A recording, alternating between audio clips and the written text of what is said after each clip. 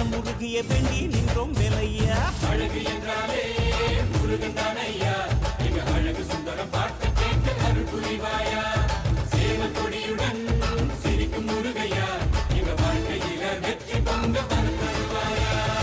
ஆறுபட வீடு கொண்ட முருகனுக்கு அரோகரா, அப்பானுக்கு பாடம் சொன்ன சுப்பனுக்கு அரோகரவும் பேர சொல்லி இந்த ஊரே வந்தோம். உன்னை தேடி வந்து எங்க உள்ளம் முருகிய வேண்டி நின்றோம் வேலையா.